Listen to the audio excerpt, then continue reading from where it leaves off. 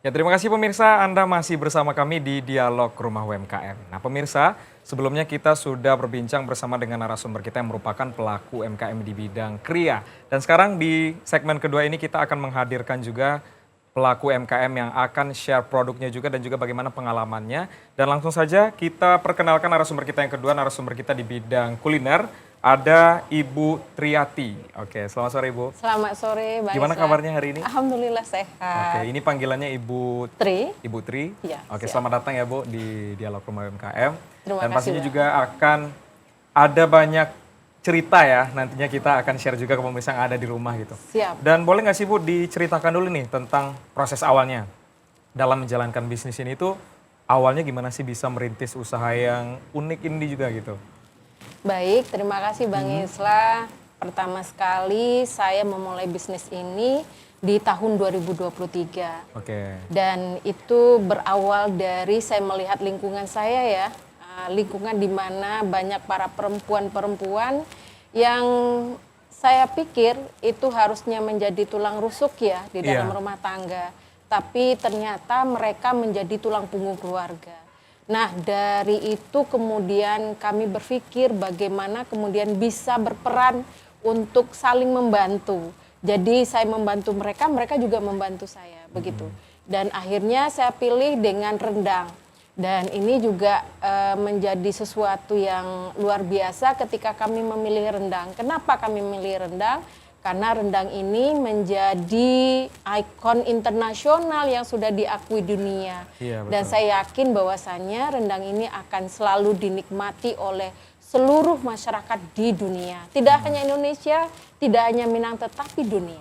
Oke. Bang Isla. Ini ngomongin soal rendang ini nggak asing ya bagi kita, apalagi orang-orang Sumatera Barat juga Iya, gitu. pasti. Tapi yang bikin produk ini inovatif atau berbeda dengan produk-produk rendang lainnya itu seperti apa sih Bu? Karena kan banyak nih Iya. juga pengusaha-pengusaha rendang yang ada di Sumatera Barat dan juga di luar sana juga gitu.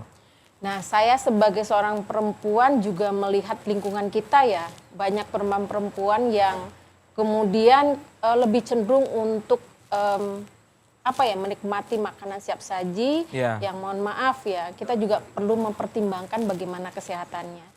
Nah, untuk rendang ini kita tidak ada menggunakan yang namanya pengawet, tidak juga pakai penyedap, dan ini pure dari rempah-rempah bumbu-bumbu yang ada di Sumatera Barat dan khusus yang Sumatera Barat di Minang kita ini. Dan itu menjadi sesuatu hal yang khas dan spesial, terutama dari daerah Solo. Oke, ini dari Solo. Iya, Oke, benar. baik. Nah sebelum kita lanjutin ya perbincangan ini pasti bakal lebih seru lagi nih karena ngomongin soal rendang ya, yang Siap. ikonik juga pastinya dari Iya, Sumatera Barat pasti. gitu ya. Kita mau lihat dulu nih bagaimana sih sebenarnya untuk produk-produknya juga yang sudah dihasilkan dan prosesnya mungkin ya, proses di balik itu menghasilkan rendang yang berkualitas juga dan pasti juga punya rasa yang otentik juga. Dan pemirsa berikut kita saksikan cuplikannya untuk Anda.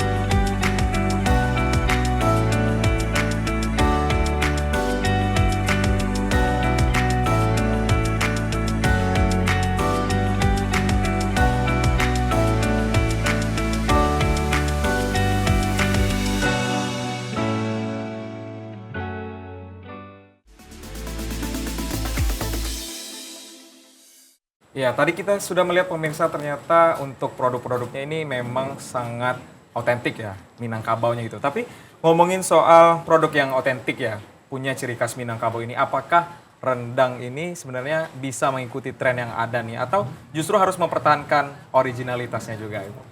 Nah, untuk hal ini supaya rendang ini bisa diterima oleh Iya. khalayak ramai, kita harus punya inovasi. inovasi-inovasi itu yang insya Allah akan diterima oleh masyarakat pada umumnya. Di antaranya misalnya kalau selama ini mungkin kita packing rendangnya jadi satu ya. Nah kita punya inovasi mempacking rendang per pieces. Nah ini salah satu inovasi yang kita lakukan untuk usaha rendang kita yang ditujukan bagi orang yang misalnya berangkat umroh, pergi haji, nah begitu. Jadi itu salah satunya. Kemudian untuk rasa kita tetap mempertahankan yang otentik dari Ranah Minang yang menggunakan khas bumbu-bumbu dari Ranah Minang ini. Dan itu tidak akan kita tinggalkan karena sesungguhnya yang dicari oleh masyarakat dunia yaitu rasa itu tadi. Nah kita tinggal menyesuaikan selera. Ini rendang mau dipasarkan kemana? Misalnya kalau misalnya di Eropa itu mungkin mereka tidak akan suka pedas. Kalau Sumatera Barat ini tetap bagaimanapun masyarakatnya suka yang pedas, banyak yang pedas. Nah begitu, jadi hal-hal yang seperti itu tetap kita perhatikan. Misalnya untuk Pulau Jawa itu masyarakatnya kalau misalnya dia masyarakat Pulau Jawa, mereka mungkin tidak akan suka yang pedasnya kayak di kita ini. Tetapi kalau misalnya dia dari orang Minang yang tinggalnya kemudian di Jawa, tetap mereka akan suka dengan yang namanya rasa pedas tadi. Jadi itu perlu kita perhatikan dan menjadi inovasi. Begitu, Bang Berarti Islah. salah satu inovasi yang Ibu ciptakan ini adalah bagaimana menyesuaikan segmen pasarnya gitu ya. Misal di wilayah Sumatera ini beda lagi nih untuk produksi rendangnya, di Jawa beda lagi nih gitu. Iya benar. Oke, ngomongin soal inovasi ini erat juga kaitannya dengan identitas ya. Identitas produk ini agar bisa punya value atau nilai yang berbeda dengan produk-produk lainnya. Perbedaan antara rendang yang Ibu hasilkan dengan rendang-rendang yang kita temuin nih di pasar itu apa sih Bu? Perbedaannya kita kira kita punya besaran daging yang berbeda dari yang lainnya. Karena kita berharap dengan daging yang seperti ini nanti bisa Bang Islah lihat ya, itu akan terasa bedanya di lidah masing-masing. Otentik dari Solo bagaimana rasanya. Itu nanti bisa dicobakan. Itu memiliki rasa yang agak gimana ya? Ada lengkap di situ, ada pedasnya, ada manisnya. Manisnya ini berasal dari santan yang asli ya begitu. Nah, kemudian juga terasa bumbunya itu meresap di dalamnya. Begitu Bang Islah. Oke, berarti mainnya di bumbu ya, di rempahnya gitu. Agar nanti perbedaan rasanya bisa lebih lebih ada perbedaan dengan produk-produk lainnya juga gitu. Ada lagi Bang. Kita mencoba bagaimana rendang kita kalau misalnya yang biasa kita buat mungkin 4 hari 5 hari itu sudah tidak tahan ya. Ketahanannya berarti? Ya ketahanannya. Karena misalnya kita mau kirim ke luar negeri, kalau misalnya 4 hari kan nggak bisa ya. Nah kita sudah punya inovasi itu bisa tahan sampai 1 tahun. 1 tahun? Iya insya Allah tahan sampai 1 tahun rendang ini. Jadi makanya kita tidak khawatir untuk jamaah umroh, jamaah haji itu sudah banyak yang memesan ini. Kita juga sudah mengirim ke Swiss, alhamdulillah aman. Kemudian ke Jeddah juga, alhamdulillah aman. Dan alhamdulillah ini repeat order juga, begitu. Itu cara agar rendang ini bisa lebih tahan atau yang bisa lebih awet ya? Karena ini pengirimannya udah pasar internasional gitu ya. Gimana sih caranya yang dilakukan agar nanti produk-produk ini bisa dengan kualitas yang sama ya, kualitas yang baik sampai di tangan konsumen internasional gitu? Baik Bang Islah, sebenarnya proses itu tidak hanya hasilnya aja Bang. Dari mulai akan memasak itu dapur terutama. Dapur harus dalam kondisi bersih. Steril juga. Steril, bersih dan steril. Tidak hanya dapur, peralatan yang dipergunakan juga mesti dalam kondisi bersih dan steril. Kemudian bumbu-bumbu yang kita pilih, kita tidak memilih bumbu-bumbu yang sudah diproses di pasar, tidak. Kita misalnya cabenya cabai bulat, kemudian juga pemilihannya harus benar-benar yang baru, kemudian tidak ada lunak, ada sedikit itu kita skip, kita tidak masukkan. Jadi artinya bumbu-bumbu itu bumbu-bumbu pilihan. Dan itu mesti benar-benar sesuai dengan standar yang diminta oleh BP POM begitu. Jadi insya Allah dari proses itu semuanya sampai kemudian menjadi rendang Bang Islah. Dan juga setelah matang rendangnya kemudian di packing itu ada waktunya yang harus kita lakukan. Misalnya sudah berapa persen panasnya dari kita setelah masak kemudian kita packing. Nah itu mempengaruhi terhadap kualitas rendang yang kita produksi tadi. Nah, setelah kita packing ada lagi proses berikutnya yaitu kita retort sehingga rendang ini bisa tahan lebih daripada 1 tahun. Wow, ini luar biasa sekali dan menjadi kunci juga bahwa produk ini ternyata selain inovasinya berasal dari rasa tadi ya, Iya. rasanya memiliki perbedaan juga dengan produk-produk lain. Iya. Dari segi pengemasannya juga harus diperhatikan. Benar sekali. Kebersihannya, tidak hanya kebersihan produknya ya, Iya. kebersihan produk, tapi bagaimana prosesnya di balik itu juga harus terus diperhatikan juga. Iya, Gitu. benar. Oke, sejauh ini nih, yang menjadi tantangan dari Ibu Tri ya, ini kan ngomongin soal tantangan ini pasti selama beberapa tahun berjalan nih usahanya, ada aja nih tantangan atau hambatan yang dilalui gitu. Pasti, Bang. Gimana Bu, boleh diceritakan tentang tantangannya? Boleh. Yang pertama, dulu awal-awalnya kita berpikir mungkin tantangannya berkaitan dengan modal usaha ya. Tapi setelah kita jalani, Iya. ternyata bukan itu, Bang. Yang pertama tantangan utamanya adalah tenaga kerja kita.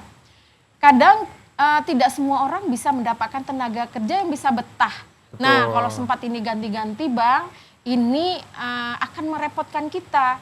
Kenapa? Karena kita harus ngajarin lagi, kita harus terangkan lagi SOP-nya seperti Betul. apa. Dan itu membutuhkan waktu, membutuhkan tenaga dan energi. Itu satu tantangan. Yang kedua adalah pemasaran. Pemasaran ini membutuhkan effort yang luar biasa. Betul. Karena kita mesti terus bagaimana ya ini kita kembangkan, bagaimana kemudian ini bisa terjual, bagaimana yang ini disukai oleh masyarakat, bagaimana ini bisa masuk ke pasar ini. Nah, begitu. Penyesuaian dengan pasar. Iya, benar. Jadi kita mencari marketnya yang akan membeli produk-produk kita. Itu menjadi salah satu tantangan yang luar biasa, termasuk kerjasama dengan pihak-pihak yang memiliki outlet. Iya. Nah, misalnya seperti pusat oleh-oleh ya. Nah, itu juga menjadi sebuah tantangan buat kita karena kita tidak kenal sama sekali. Betul. Bagaimana kemudian kita berkomunikasi dengan mereka, bagaimana kemudian kita bagaimana apa ya? Bernegosiasi agar produk Iya, kita masuk bernegosiasi juga. ke tempat mereka. Nah, begitu Wah. barangkali, Bang. Betul Bang sekali, Isa. karena ini juga tantangan yang harus dihadapi oleh seorang pelaku UMKM ini bisa menjadi, bahkan bisa menjadi kekuatan ya ketika bisa dihandle dengan baik juga gitu. Siap. Nah, ini ada beberapa produk juga yang sudah dibawa hari ini. Boleh Iya. diceritakan varian apa aja sih yang sudah dihasilkan, Bu Tri? Baik. Awalnya kita memiliki produk itu sebanyak 11 varian. Ada 11 varian. 11 varian. Wow. Tapi kemudian kita berkembang dari rendang daging, ada rendang paru, rendang paku atau pakis, rendang jengkol, rendang cubada, kemudian rendang ikan bili, rendang pensi, rendang lokan, kemudian rendang pucuk ubi, Wow. kemudian rendang balui. Oke. Iya, kemudian kita juga menyiapkan bumbu rendang. Kalau bumbu rendang ini target kita berharap ini bisa keluar. Bumbu rendang ya? Bumbu rendang, walaupun sebenarnya kita sudah pernah ngirim ke Swiss ya, walaupun itu masih terbatas ya. Itu rendang jengkol sama rendang cubada. Karena rendang daging sampai saat ini belum bisa sampai ke Swiss ya. Oke, untuk daging pengirimannya agak susah berarti ya? Agak susah, tapi rendang jengkol dan rendang cubada alhamdulillah. Cuma kalau ke Jeddah, ke Mekah itu rendang daging, rendang paru, kemudian rendang cubada juga menjadi bagian yang sangat diminati oleh mereka. Kalau untuk bumbu rendang ya tadi yang jadi salah satu produk unggulannya juga pengiriman bumbu rendang aman berarti sampai sekarang, Bu? Ya, kalau bumbu rendang kan tidak ada unsur di dalamnya yang mungkin perlu dicegat oleh imigrasi ya. Nah, itu alhamdulillah tidak ada persoalan begitu. Oke, 11 varian rasa ya yang Iya, sudah itu awalnya. Kemudian kita kembangkan dengan adanya rendang talua. Rendang talua ini yang terbaru berarti? Iya, kalau dibilang baru enggak, tapi ini setelah yang 11 kita luncurkan, kita tambah lagi tergantung pada pasar yang ada. Nah, begitu. Itu Bang Islam. Ini udah belasan mungkin ya, bisa kita bilang belasan produk yang sudah dihasilkan gitu. Kalau kita cobain 11-11-nya, 15-15-nya kayaknya nggak bisa hari ini ya. Tapi cobain salah satu produk yang dibawa aja nih hari ini. Siap. Ada produk, ini produk Ini rendang daging ya. Silakan Bang Di Islam. sini ada rendang daging yang bakal kita cobain juga. Untuk mengetahui sebenarnya ini memang rendang yang otentik dengan bumbu yang memang khas juga, atau memang justru sama nih dengan produk-produk lain yang ada gitu. Kita buktiin hari ini. Silakan Bang Islam. Baik, ini kita sudah siapkan piring satu potong aja kali ya. Nanti kalau misalnya yang lain, varian lain kita habiskan setelah ini. Siap. Oke. Oke. Ini daging ya. Nah, kita ambil salah satu produk, ini rendang daging yang sudah diproduksi oleh Bu Tri. Ini kapan nih Bu produksinya? Ingat nggak? Ini sebelum saya berangkat umroh, saya berangkat umroh tanggal 22 Juni. Oke, ini masih baru ya, bisa Iya. dibilang masih baru dan Iya, pasti rasanya ini enak banget sih. Pasti. Amin. Oke, langsung aja kita cobain. Silakan. Ibu mau cobain juga? Silakan, Bang. Oke. Bismillahirrahmanirrahim. Gimana?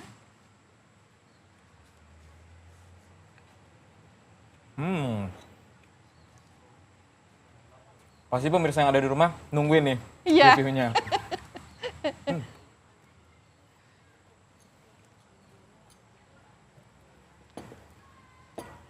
Telan dulu ya, Bu. Silakan. Karena ingin merasakan dulu nih. Iya. Tapi ini kalau bisa kita review ya, Iya. rasanya memang seperti yang sudah dijelaskan tadi tentang bumbunya juga gitu. Ada balance juga antara rasa pedasnya juga, gurihnya dan manisnya tadi. Siap. Misalkan kalau kita nemuin rendang yang memang udah ada branding rendang Minang ini identik dengan rasa yang pedas dan gurih gitu. Iya.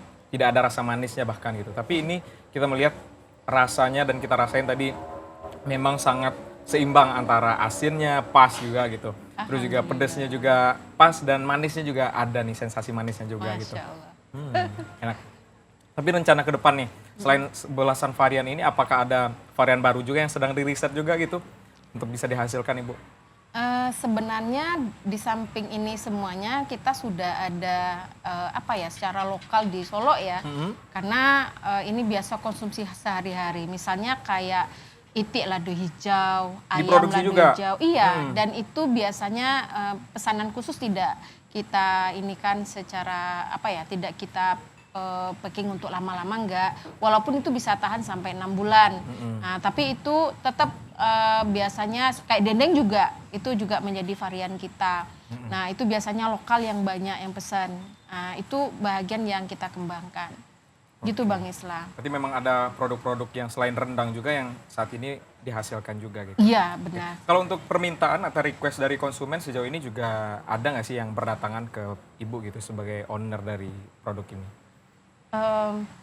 Request mungkin pengen rendang ini nih Bu gitu yang rasanya nggak ada yang diproduksi nih, tapi Ada. mereka request juga dengan Ada. produk unik. Apa tuh Bu?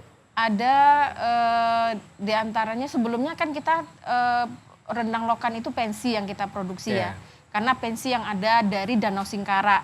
Kemudian ternyata ada yang minta untuk dibikinin rendang lokan. Nah, akhirnya kita produksi rendang lokan dari lokan yang ada di Danau Singkara. Begitu Bang Islam. Oke, ada berarti Iya. bisa dipenuhi ya request dari konsumen asalkan masih bisa dikerjakan oleh timnya juga. Gitu. Insya Allah. Sekarang ada berapa orang Bu yang bergabung dengan tim untuk mengerjakan ini? Yang secara permanen ada 2 orang. Tetapi kalau misalnya kita mendadak ada pesanan Pesanan yang yang membludak banyak gitu ya? membludak, nah itu bisa sampai 5 tambahannya dari sekeliling kita. Dari masyarakat sekeliling kita. Oke, itu berarti memberdayakan masyarakat sekitar juga. Iya. Di sekitar daerah Tempat itu berarti. tinggal, iya, di Oke. sekitar tempat tinggal. Karena memang niat kita dari awal kita memperhatikan para perempuan-perempuan yang ternyata mereka harus berjuang untuk hidup mereka sendiri. Mereka harus berjuang mencari nafkah, menjadi tulang punggung keluarga pada akhirnya Bang Islam. Oke, baik. Nah, ini untuk balik lagi ke tema kita hari ini. Selain Siap. tadi inovasi kita sudah bahas ya. Ini Ya. ada pemasaran. Ya. Pemasaran yang terjadi di 2026 ini identik dengan pemasaran digital atau digital marketing. Apakah Ibu sudah ikut dengan tren digital marketing juga nih untuk mempromosikan dan memasarkan produknya? Iya, kita mengikuti tren tersebut. Salah satunya yang kita hadiri sekarang ini, Oke. sebelumnya juga kita pernah ke RRI Bukit Tinggi ya. Kemudian digital marketing seperti melalui WhatsApp, kemudian melalui Facebook, Instagram, kemudian Shopee juga kita lakukan. Tetapi walaupun demikian, yang secara offline kita kemudian mengembangkannya dengan mencari distributor. Mitra-mitra juga. Gitu. Iya, kalau misalnya di Jakarta kita sudah punya distributor tetapnya. Jadi mereka sudah standby di sana produk kita dengan produk-produk mungkin sekali kirim ada 100 pouch ataupun lebih ataupun kurang tergantung kebutuhan mereka. Kemudian mereka lah yang akan kemudian sampai kepada pembeli begitu Bang Islah. Nah kita coba juga di daerah-daerah lain, mungkin daerah-daerah terdekat kita juga berusaha untuk cari distributor ataupun yang mau jadi reseller. Oke, berarti terbuka ya untuk terbuka. Siapapun yang mau. Iya, di Padang ini kita juga sudah punya resellernya Bang Islah. Oke, baik untuk kedepannya apa sih plan atau rencana yang sudah disusun nih dari jauh-jauh hari, bahkan dari sekarang udah ada rencana beberapa tahun ke depan juga yang Ibu susun juga? Iya, saya berharap rendang ini kemudian bisa diterima oleh masyarakat luas dan saya berharap rendang saya ini suatu saat bisa menjadi salah satu menu di haji. Oke, wah luar biasa sekali, ini niatnya. Itu inginnya gitu ya. Kalau ke luar negeri saya ingin juga semakin banyak dan tidak hanya pesanan-pesanan yang sedikit. Saya mau inginnya, oh ya rendang Mandate kemudian ekspor sekian ton begitu. Nah saya pengennya seperti itu. Terus saya mengembangkan diri, terus berinovasi, terus mencari teman-teman yang mungkin bisa membantu untuk hal ini. Begitu Bang Islah. Oke, ini mimpinya sangat besar sekali ya, bahkan Insya Allah. nggak tanggung-tanggung lagi nih, nggak hanya di Sumatera Barat, nggak hanya di nasional ya, tapi udah menuju internasional gitu. Amin. Ini bisa menjadi salah satu produk yang dihadirkan di haji berarti ya. Inginnya begitu Bang. Nah, mudah-mudahan ada yang tertarik. Amin. Nah ini untuk konsistennya nih. Siap. Kalau ngomongin soal usaha yang besar ya, tadi udah ada mimpi-mimpinya juga, perencanaan juga yang sudah disusun. Gimana cara Ibu untuk bisa konsisten menjaga kualitas rasanya, kemudian juga menjaga agar pemasaran ini bisa terus dijalankan dengan efektif dan maksimal gitu? Pertama, disiplin. Yang kedua, patuh terhadap SOP. Kalau untuk produksi ya, kan kita punya SOP-nya. Ya. Jadi kita harus patuh. Tidak hanya kita, seluruh karyawan yang berada di dalam proses produksi harus patuh terhadap SOP tadi. Nah, kemudian harus gigih. Karena perempuan yang kuat itu ya harus jungkir balik gitu loh. Jungkir balik dan gigih untuk berjuang. Jadi tidak hanya memproduksi, bagaimana kemudian mengembangkannya. Kalau kita nggak produksi, barangnya tidak terjual, anggota kita makannya pakai apa? Iya, betul. Mereka mengharapkan dari jeripayah mereka yang bekerja setiap hari di rumah kita, ya, di rumah produksi kita. Lah kalau ini tidak terjual, mereka mau makan apa? Kalau mereka tidak memasak, mereka mau makan apa? Jadi ini menjadi salah satu bagaimana kemudian kami berjuang terus mencari pasar-pasar yang akan membeli produk-produk kami. Dan ini akan membantu para perempuan tadi yang di balik layar mereka berjuang juga untuk hidup mereka, membiayai hidupnya, untuk makan mereka, sekolah anak-anak mereka. Itu Bang Islah. Wah, luar biasa sekali.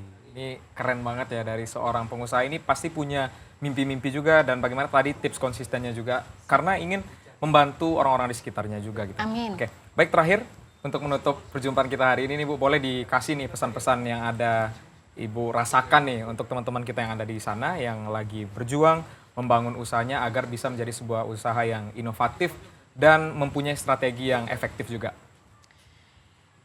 Yang pertama, jangan pernah jangan pernah tertutup dengan masukan. Harus terbuka, menerima semua masukan yang diberikan. Kalau misalnya ada yang kurang, jangan kecewa, tapi perbaiki.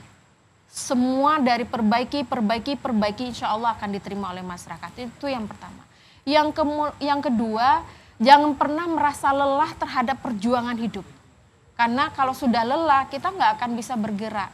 Tapi kalau kita penuh semangat, insya Allah apapun yang kita usahakan akan menjadi sesuatu hal yang berhasil. Dan yakin kepada Allah bahwa setiap usaha yang kita lakukan, Allah pasti akan memberikan rezeki. Dan saya juga merasa yakin bahwasanya Allah akan memberikan rezeki dari usaha rendang saya ini. Dan saya juga merasa yakin bahwasanya dari rendang-rendang ini akan banyak orang-orang yang kemudian bisa hidup dari sana. Begitu Bang Islah, dan gigih, tangguh itu menjadi kunci daripada kesuksesan.